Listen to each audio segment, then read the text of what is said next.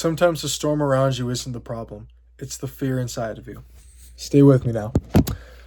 Let me show you what I mean. Today we're going to read out of Mark chapter 4, 35 through 41. That day, when evening came, he said to his disciples, "Let us go over to the other side." Leaving the crowd behind, they took him along just as he was in the boat. There were also boats with him. A furious squall came up, and the waves broke over the boat, so that it was nearly swamped. Jesus was in the stern, sleeping on a cushion. The disciples woke him and said to him, "Teacher, don't you care if we drown?"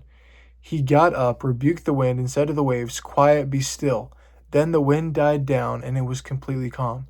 He said to his disciples, "Why are you so afraid? Do you still have no faith?"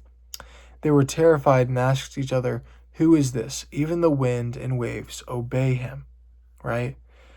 So think about this. These disciples were experienced fishermen, right? Storms weren't anything new to them, but this storm had them panicking this much.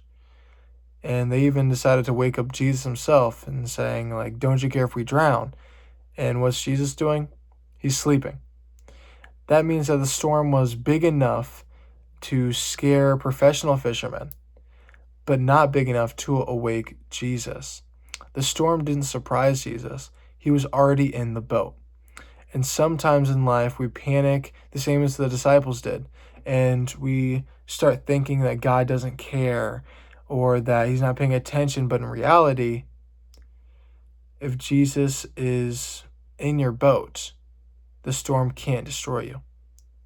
So the real question is, do you trust the one that's in the boat with you, aka Jesus?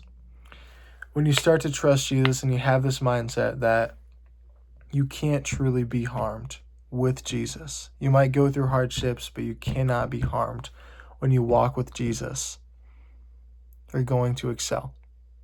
Thank you guys so much for watching. As always, don't forget to pray today.